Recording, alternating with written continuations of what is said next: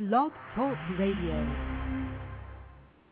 Hello, everyone. This is Laurie Smith on Blog Talk Radio. Good morning. It is 6 o'clock here in the morning, Calgary, Alberta. It's Thursday, May 20th. And, we're on for a half an hour. This is One Child Abuse Survivor to Another, and it's a 30-minute live internet streaming radio broadcast from blogtalkradio.com. I'm just having some coffee and waking up, and just glad to be able to do these shows and keep continuing on to do these shows. I think there's, counted them up, there's about 123. I think this is 123 or 124 shows that I've done since November. And, when I first started out, I wasn't sure how many shows I'd be doing. I was thinking, maybe one a week sort of thing, or 2 shows a week or something, and it just really developed into a whole lot of shows. But I wanted to get as much information out as possible, as quick as possible, and, to reach as many people as I could, because I know there's so many people out there who have suffered as children, being abused and neglected and mistreated, and there's so many survivors, that I thought, I just want to be one more voice really out there just to say, to keep holding on and keep looking for that help, keep reaching out, And so it's just so important. I never really thought about doing the show like this. I actually ran into it by accident. I was listening to Gail Crabtree here on Blog Talk Radio. I was listening to her Voices of Hope Blog Talk Radio broadcast, which is awesome. By the way, I do highly recommend anyone who's a survivor of sexual assault or really any kind of abuse would go and listen to her shows. She's got some great guests on there and great information, and she herself is a survivor and really a survivor of a sexual assault, and she's an awesome lady. She just wants to help people, and I like to tune into her shows when I can and listen to the archives and stuff like that. So yeah, make sure you do check her show out. But that's how I kind of stumbled across Blog Talk Radio. And I'm not a professional. I don't hold any professional counseling certificates, therapist certificates, or anything like that. I'm just a private citizen who pays to do this show because I really think that there's not enough people talking about abuse. Abusers want to keep abuse silent so that they can keep on doing what they do. Survivors usually are very, not really wanting to talk about it because it's so painful, and too many people don't want to hear about it. You know what I mean? So sometimes when survivors actually do open up to people, they get pushed away, and people just can't deal with hearing about what they've gone through, right? Most people. So that's the whole issue. It's a real problem. Silence is a real problem. And I thought, I can be one more voice. I don't mind talking about it. I've lived with it my whole entire life, and I've lived around abuse I've witnessed it and seen it and been through it, and it's absolutely horrible. And I know there's so many people out there like myself who've been through just the most worst situations that a person could think of. And we see it in the paper and in the news. It's happening all the time. Children are being abused in just about every way all the time. And if they're not killed at the hands of their parents and caregivers, then they have to spend a whole lifetime trying to get over the abuse that they suffer at their hands. And it's unfortunate because really it's all, the parents have the choice not to abuse. The caregivers have the choice not to abuse. It's not the children's fault, and it's not, so if you were abused as a child, it's just not your fault. The adult in the situation has the choice to not abuse, but they do. They choose to abuse. That's why I do believe that every single person who abuses a child should have to pay the consequences, and that they should do time, depending on what the judges and the courts would say that they needed to do. I really wish that more people would report abuse, and, these people, it's a crime. It's against the law. And children have rights. You know what I mean? And why people are not standing up to uphold these rights, I just don't know. I think it's ignorance is what it is. Quite often, when I'm talking to people out in the world who, are not advocates and whatnot, they don't have a clue about child rights. And I think it's because they don't pay any attention to what's going on around the world. They don't pay any attention to what's going on in their own backyard. And half the time, they're not paying attention to what's going on in their own homes. And that's why the children in the home are being abused, right? So the whole issue is it's really, I think it's just ignorance. And education is everything. Education is the key. If we're going to stop child abuse, it's going to have to be all about education, awareness, in order to prevent child abuse. So that's why I'm just going to keep talking as long as I can and get as much information out to people as I can, and eventually do some public speaking here where I live, and hopefully get, sort of nationwide, go do public speaking tours and really engage the public in this issue. I wish more people would do it, and what I really wish is that more people with more clout, famous people, people who are known, in society for doing good things for people. I wish they would get out there and do some of these, national speaking tours and really get people involved, because they have a voice and they have the means and the money to do it. And I work full time. I don't have any money. My partner's terminally ill. I'm very busy, and but still, I want to do this, right? Because people need to hear about it, and people need to realize that this is going on in their own homes. That's why these children are dying, and somebody has to know that these children are being abused, right? I see the articles in the paper and on the news, and usually it's too late by then. Once we see it in the news, it's too late. The child's been killed, murdered at the hands of their parents, or died from abuse-related injuries, right? So this is what we want to stop, right? And someone in that family had to know what was going on. Generally, there's no one-parent, one-child situation where no one knows about the child unless they live somewhere back hills, somewhere out in the middle of nowhere. Normally someone would know what's going on, and they would have to know if the parent was really capable of parenting that child. And so, that's why if you know someone who's on drugs and leaves their child at home all the time, and they have an abusive personality and they walk around pushing around neighbors, that they've abused their own family members, and they have access to a child, you better be looking out for that child, because you might be the only lifeline to that child to keep that child alive, right? Then you need to do the right thing and report it.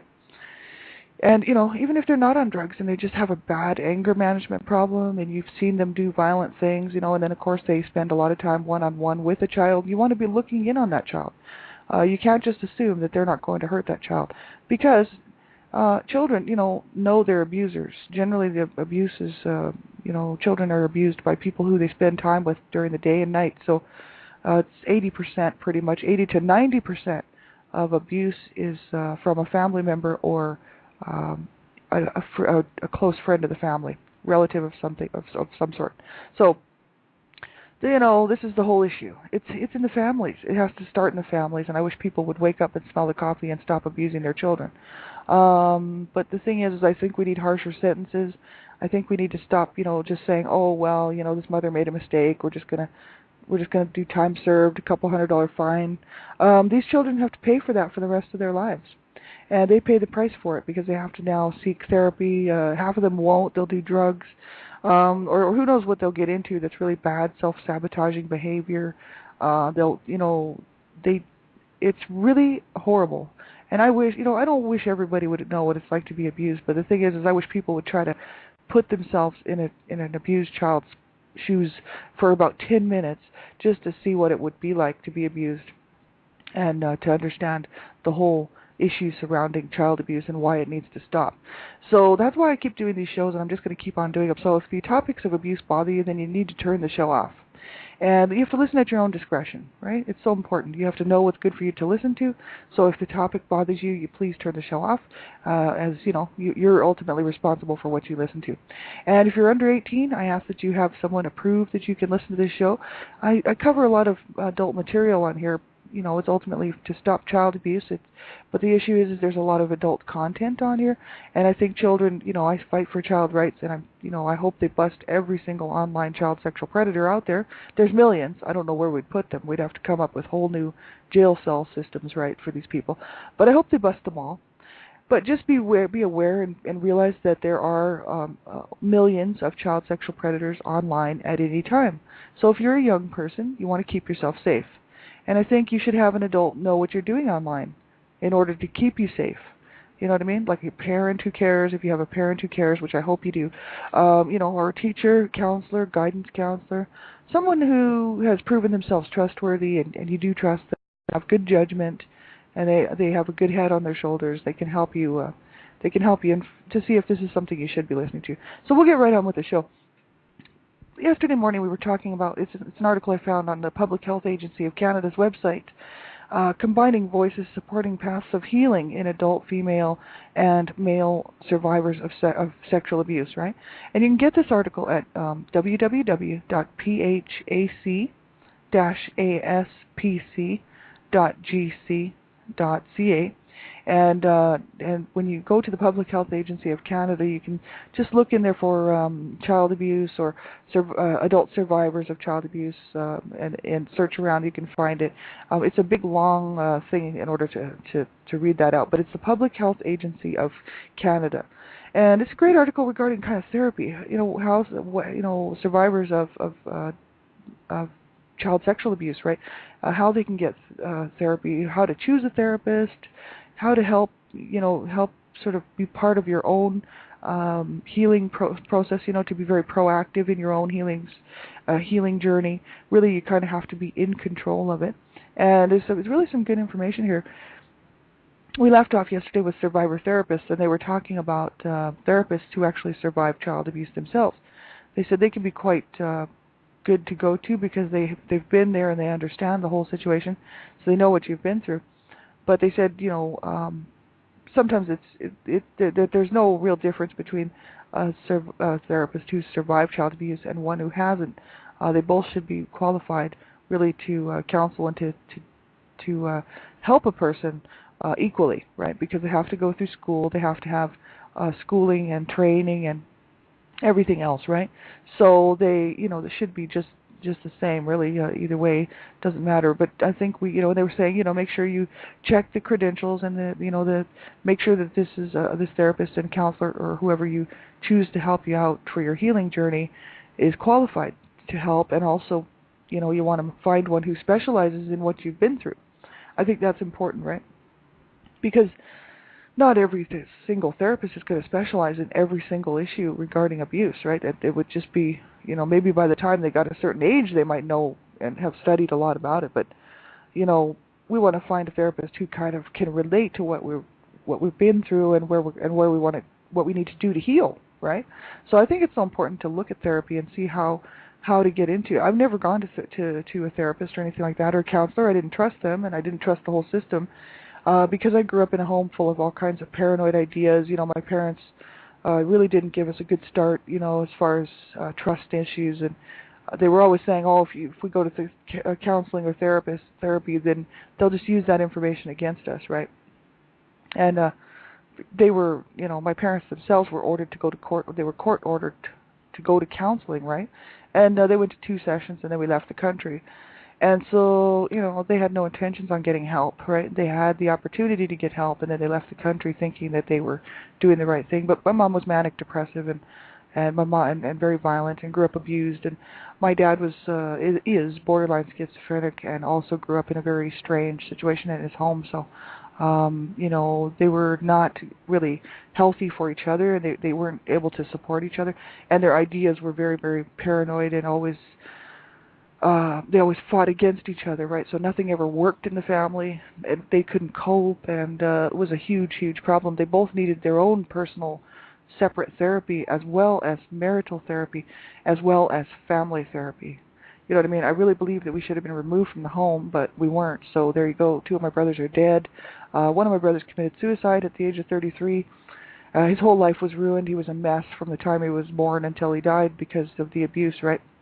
My other brother did so many drugs his whole entire life that he was pretty much just, brain damaged, right? But by the time he was 43, he died in a shelter here in Calgary of a drug overdose, right? And he was a very nice guy, but, the abuse that he suffered just took him out. And I just didn't want to go that way, man. I was like, no, I'm going to keep hanging on. I quit doing drugs at the age of 21 and decided to try to do something with myself, right? And really didn't start really moving forward in my healing until about 3 years ago, when I finally decided to start to fight to live instead of fight to die, right? I was always kind of thinking I shouldn't be here and I should just take myself out and I should end my life, sort of thing, because this is what I was told my whole entire life growing up. And then by example, seeing my brothers self-destruct, right? It was just learned behavior. And I always felt very uncomfortable and out of place here on this planet and not really part of it, you know what I mean? But I'm so glad I made the decision, to fight to live instead of fight to die, because now, I've found that I found my peace, really, you know what I mean? 3 years ago, by doing that, I thought, no way, I'm not going to let my parents win. They're not winning this fight, I am, because I'm going to stay alive and I'm going to have a good life. So I win. So you know what? I hope you will too, and I hope that you will hang in there no matter what, and make sure you get help and reach out and get the help that you need, right? It's so important. So I want to continue on looking at this article here. We left off with survivors, therapists and stuff. The next part of it was group work. I'm just going to read right from the page here. Group work can be a very potent form of healing for survivors. Though only one approach to healing, groups provide many advantages over most other forms of therapy. Groups provide survivors with a safe environment and a means to deal with their feelings of being isolated and alone in the struggle to heal. Because attending a group is a public act, participating can break the burden of secrecy, which is such a significant part of a survivor's experience, especially in cases of incest. Other survivors can support disclosure, validate the abuse experience, affirm the survivor's right to safety and security, and help navigate the often turbulent waters of the healing journey.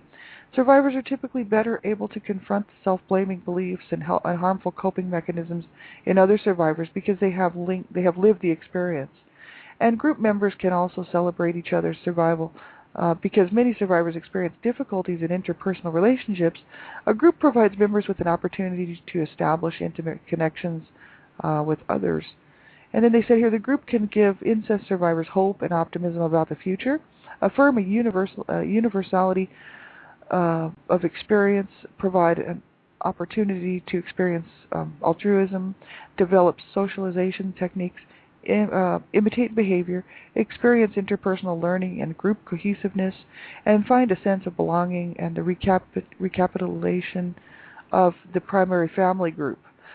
Groups allow members to experience insight into others' healing journeys from common bonds and share coping methods. See, I like that. That's why I got into a couple of online support groups, because really, I didn't trust the whole therapy type thing and counselor type thing, and I thought, no, I'm rather do this group support thing and just online, right? And it was very helpful, because all of a sudden you're surrounded by people, really sadly.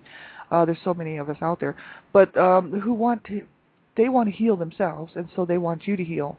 And generally they're very happy and to help support people, because they're just like, you can do it, we can do it, because everybody's trying to be as hopeful as possible, right? And I mean, everybody has their bad days, so when you're having a bad day, if something's triggered you or you're just not feeling right about something and you feel like you just need to share it, it's a great place to share it. Usually there's discussion boards. You can open up discussion boards on there and talk about what's going on, and a lot of people then you'd be surprised how many people come back with comments that understand exactly kind of what you're going through, and they sort of reiterate on it, and then they can provide a lot of times resources, books or certain things that help them to get through it, to get through these feelings and whatnot. It's a great place just to learn, just to be able to vent and get out, get what needs to come out, you know what I mean? So important. So I really like that whole idea of online group support. I really like it also because a lot of times, you can go on there. When you join, you have to give your name to the moderator, whoever, or to the owner or creator of the website. But the thing is on the actual website, you can use an anonymous name. So if you don't want people to know your real name, you can use an anonymous name. And if you really feel that your privacy is necessary and you just don't want to use your real name, I think that's really good, because there's a lot of survivors out there who are not able to reach out because of safety issues, because of the abuse that they've suffered. Now I know this, and so it's so important that they keep themselves safe, right? So they can go on anonymously. They don't have to use their real name, right? And they can still get some help. I think it's so important. So it says groups give survivors a way to practice working on boundary issues. To quote McEvoy, McEvoy, 1990, boundaries give it a sense of safety, a means of regulating out interaction with others. They tell it's who we are and what our rights and responsibilities as persons are. Boundaries tell it's we are unique individuals. This I'm not sure, they've kind of made some spelling errors here or something. Entitled to needs and to having those needs met.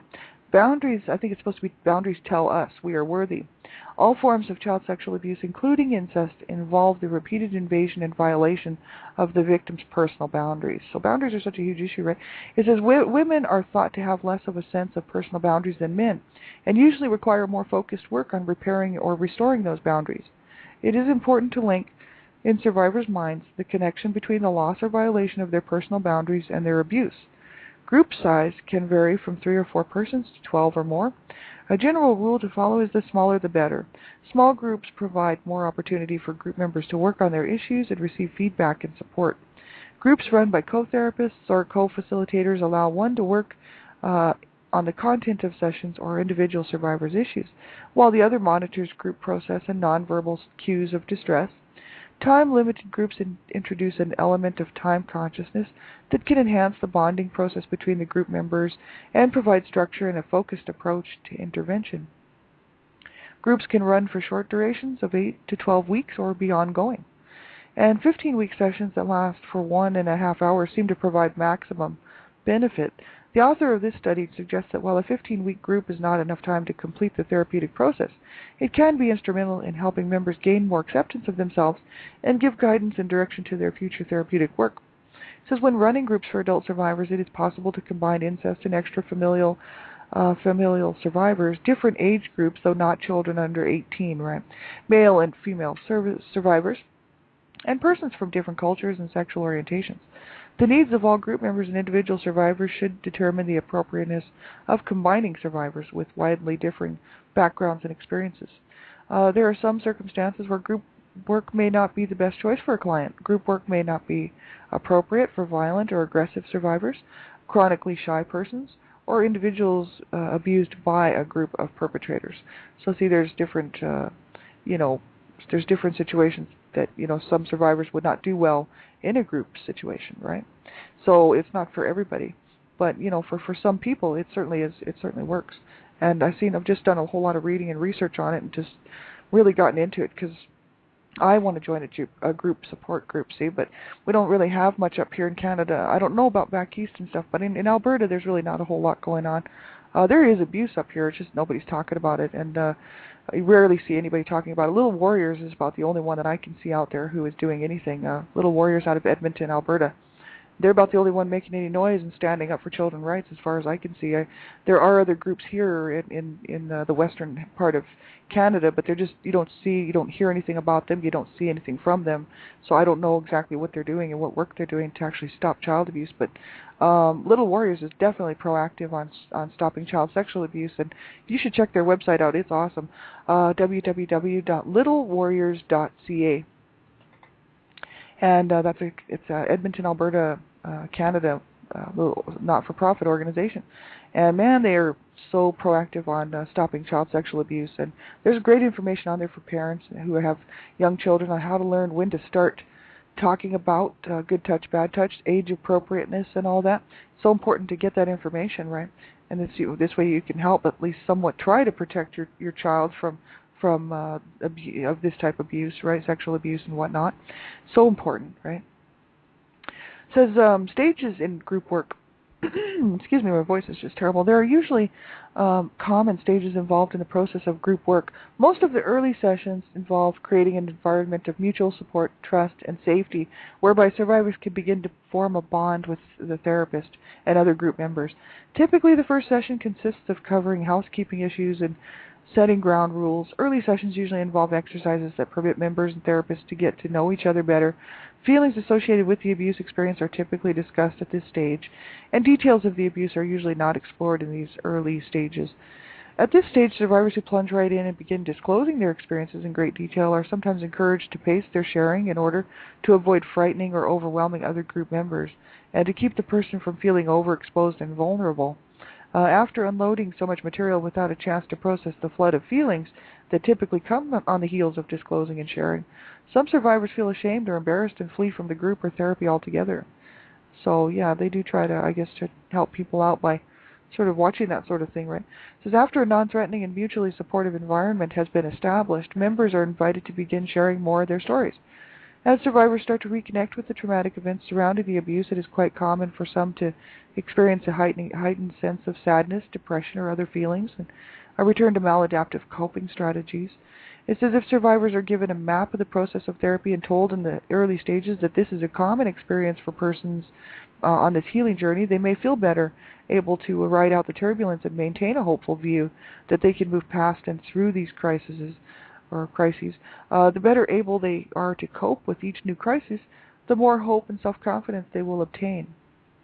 Absolutely, that's what I'm learning to do, as far as like not self-sabotaging type things, flying off the handle, quitting jobs, feeling kind of persecuted all the time, and especially as an adult in the public world, there are ways to handle things without taking it on as that abused child, trying to really fighting to live, right, in an abusive home. And so it's so, I didn't even realize I was doing it, that I was even self-sabotaging my life, and because I was just grew up like that, so it just was natural to me. And then I had a lady, actually, a life counselor, life coach lady, tell me one time that, I was about ready to quit a job, and she's like, "Are you sure you want to quit this job? Like, don't you want to stop and think about this for a minute?" So I told her I had been abused as a child, and she said, "The only thing you can do is, it's your choice to quit or stay, but, you can't, like, take every single person's problem on at work as your own, you know what I mean? And you can't allow people to, you do have a say and a voice, but you don't have to quit your job." See, so you know what I mean? It was always because I was never allowed to say anything at home without getting beat on or told off, cussed out, thrown out of the house, right? So if I spoke up and said anything about the abuse that was going on in the home, right? Until I got older, and then they just couldn't really push me around anymore because they were too old, So, I didn't learn how to communicate with people in a proper way, right? And so, even as a young, in my 20s, had a lot of communication problems with people. If I didn't like something, I'd just generally tell the person off and quit the job, or tell the person off, not quit the job, and just be miserable at the job, that type of thing, right? And so I never really learned how to communicate properly, and all of my relationships were like that. It took me until my 30s to actually realize what I was doing, how my behavior was affecting my life. And then I still didn't really do anything about it. I was just trying to heal from the abuse, right? And really, it's only been the last 3 years that I really started to sort of see some changes in my life, and especially the last year or so, I've really started to take a look at what I'm doing and whether it is self-sabotage or not. You know what I mean? I'm starting to look at all of the reasons that I'm motivated to do something, and then take a look at why I'm doing it, the feelings I'm having around it. Is it associated with the abuse that I, suffered as a child and saw as a child, the violent behaviors and abuse? And a lot of times it is. And then I have to stop and think, okay, well, how am I going to handle this now?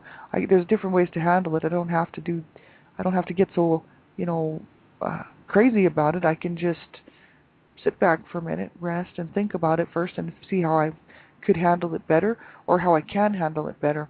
And so it has helped me out to do that, just to take a look at what's going on in my life, so that I don't self-sabotage. Because we don't want to self-sabotage.